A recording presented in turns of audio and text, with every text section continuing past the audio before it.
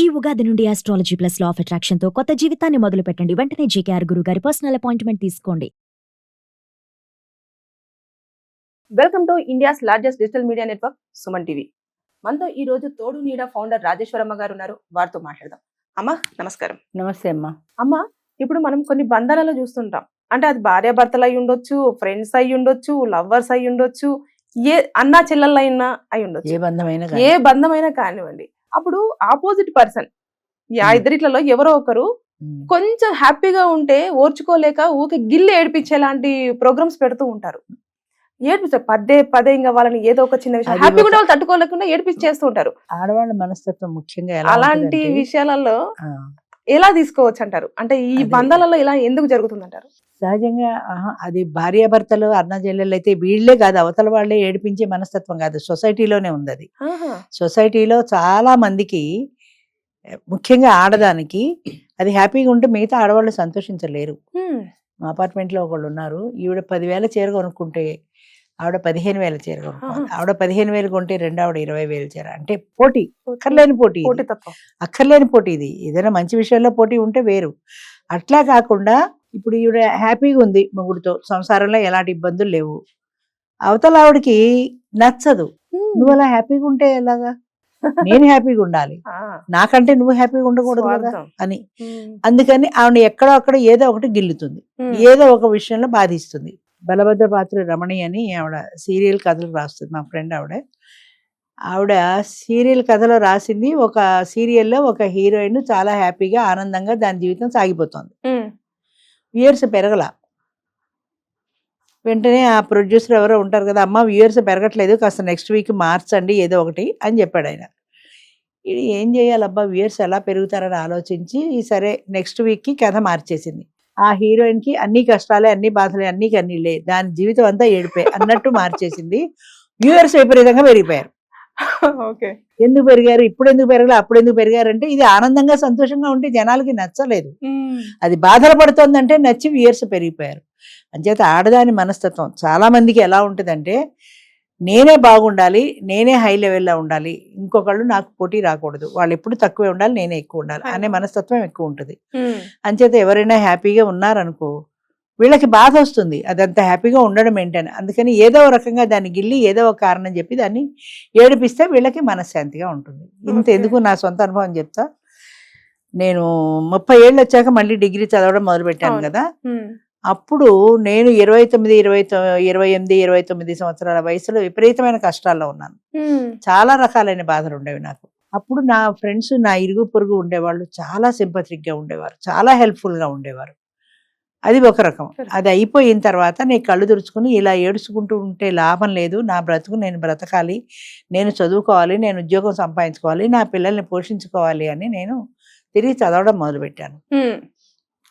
ఉద్యోగం సంపాదించుకున్నాను. అది ఒక 4-5 సంవత్సరాలు గడిచింది. ఈ మధ్య గ్యాప్లో ఆశ్చర్యంగా ఈ ఫ్రెండ్స్ తగ్గిపోయారు నాకు.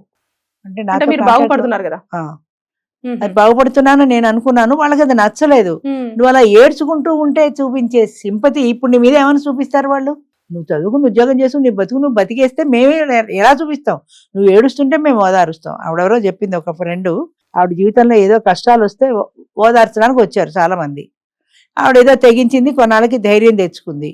అప్పుడు ఆ ఫ్రెండ్కి కోపం వచ్చింది, ఇప్పుడు నేను నిన్ను ఎలా ఓదారుస్తాను, నువ్వు ఏడిస్తే కదా నేను ఓదార్చడానికి, ఇప్పుడు అసలు నువ్వు ఏడవటమే లేదు అంటే అది ఏడిస్తే నువ్వు ఓదార్చాలనే ఫీలింగే కానీ పోనేది హ్యాపీగా ఉంది కదా అనే మనస్తత్వం లేదు. అలాగే నేను కూడా అలాగే 4-5 సంవత్సరాలు కష్టపడి చదువుకుని ఉద్యోగం సంపాదించుకున్నప్పుడు అలా కష్టాలు పడుతున్నప్పుడు ఆనందంగా ఉంది, కానీ వాళ్ళకి నేను ఉద్యోగం సంపాదించుకున్నాక ఒక్కొక్కళ్ళే దూరం అయిపోయారు.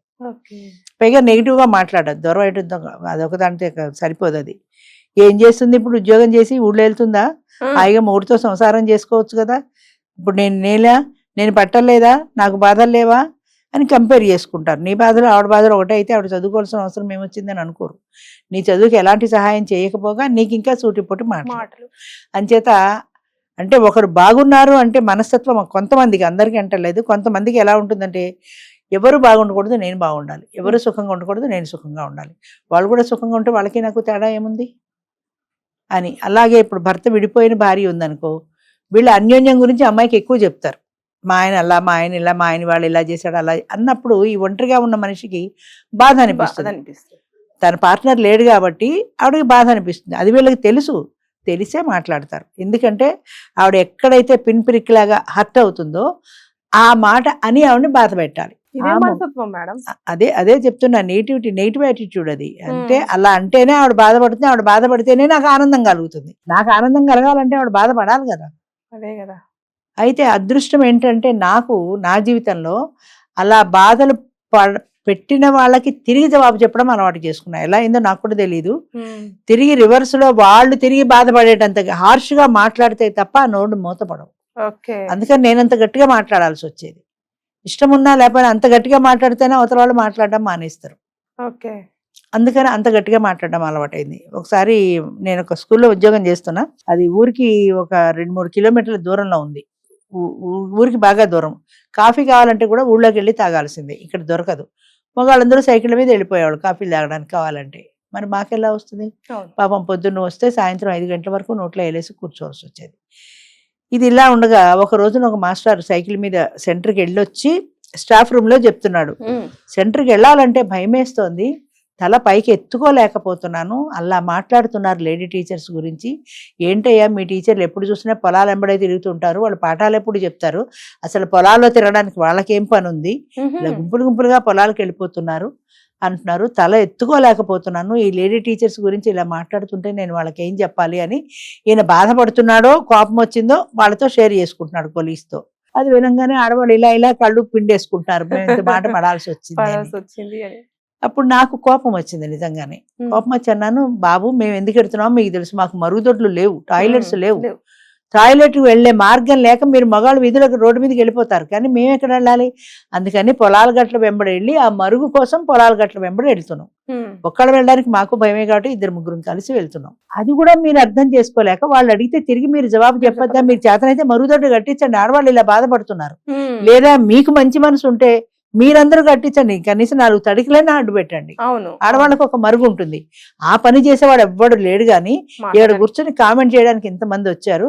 అయినా నాకు తెలియక అడుగుతాను, మాస్టారు నాకు ఒక డౌట్, మేము పొద్దున్న 10 గంటలకు వచ్చి సాయంత్రం 4:30 వరకు ఉంటున్నాం, ఇంతమంది మగ మాస్టర్ల మధ్య 10 మంది మగవాళ్ళు మీరు కూడా ఉన్నారు మా కాపలా, మేము ఎక్కడికి పోవడానికి లేదు కదా, కానీ మీరు మాత్రం పొద్దున్న 9:30కు మీ ఆవిడని వదిలిపెట్టి సాయంత్రం 5 గంటల వరకు ఇక్కడ ఉన్నారు, ఆవిడకి ఎవరు కాపలా ఉన్నారు, మాకు మీరందరూ కాపలా ఉన్నారు, ఆవిడకి ఎవరు కాపలా ఉన్నారు అని రివర్స్ లో మాట్లాడేటప్పటికి అందరూ మూసేశారు. మళ్ళీ మాట్లాడితే నేనేం ఎలా ఉండేదంటే ఆ వాతావరణం, నన్ను పలకరించడం అంటే భయపడేలా ఉండేవారు, అంటే ఒక రెబల్లాగా అయిపోయాను, నాకు తెలియకుండా నేను ఒక రెబల్లాగా మిమ్మల్ని ఇలా హింసించిన సమాజంలో పడి, బంధువుల్లో పడి, ఎందుకు ఈ వయసులో నీకు చదువు అవసరమా, ఏదో తిండి పడి ఉండొచ్చు కదా, ఏదో 3 అన్నాక 2 తిట్టడా కొట్టడా అలాగా ఇలాగా ఏదేదో మాట్లాడేవాడు. తిట్టే 3 కొట్టే 3 అయితే తిట్టు భరిస్తా, దెబ్బలు భరిస్తాను, కానీ ఆ 2 కాదు కారణం, చాలా మందికి తెలియదు అది. ఆ 2 కాకుండానే వేరే ఇబ్బంది వచ్చింది కాబట్టి నేను బయటికి రావాల్సి వచ్చింది. అది ఎవరు అర్థం చేసుకోరు, అది ఎవరికి ఎక్కర్లా. సరే మొత్తం మీద ఏమైతే ఇలా మాట్లాడేటప్పటికి ఇంకా ఆయన నోరు మూతపడింది, మిగతా వాళ్ళు ఇంకా మాట్లాడకుండా ఎవరు చాలా పేపర్లు తిరిగేసి పుస్తకాలు రాసేసుకుని ఏదేదో మారిపోయారు. అప్పటి నుంచి నాకు అది బాగా అలవాటైంది. నేను నేర్చుకున్న పాఠం ఏంటంటే, ఒకడు అవతలవాడు ఒక మాట అంటే నువ్వు 4 మాటలు మాట్లాడాలి. అసలు ముందే నువ్వు 4 మాటలు మాట్లాడితే అవతలవాడు నేను మాట్లాడు, వాడు సేవ్ చేసుకోవడంలో సరిపోతుంది. అలా కాకుండా నువ్వు బెండ్ అయ్యావంటే వాడు ఇంకా 10 మాట్లాడతాడు.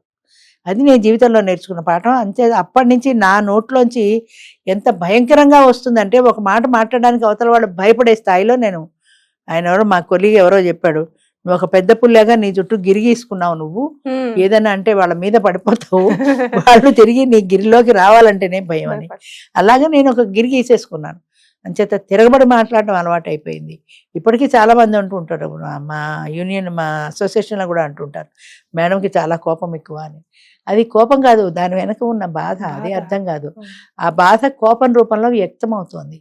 మీరు ఒక మాట అన్నప్పుడు దాన్ని నేను సపోర్ట్ చేసుకోవడం కోసం నేను తిరిగి మాట్లాడాల్సి వస్తుంది. కానీ ఆ మాటకి, మీరు అన్న మాటకి నా మనసు ఎంత బాధపడిందో ఏ రోజున అర్థం చేసుకున్నారా మీరు? మీకు అది అవసరం లేదు. నేను తిరిగి మాట్లాడే మాట కనపడుతుంది, కానీ ఎంత బాధపడితే తిరిగి అంతే స్పీడ్తో ఆవిడ మాట్లాడుతోంది అన్న భావన ఎవరికి అర్థం కాదు. వాళ్ళు పడేది బాధ అయినప్పుడు మీరు పడుతున్నది కూడా బాధ అని అదే అర్థం కాదు. బాధపడాలనే కదా వాళ్ళు అనేది కూడా, ఇండైరెక్ట్ గా బాధపడాలనే కదా, బాధపడాలనే వాళ్ళు అంటున్నారు. వాళ్ళ నోరు ముయించాలి కాబట్టి దానికి రెట్టింపు వాయిస్తో నేను మాట్లాడుతున్నాను.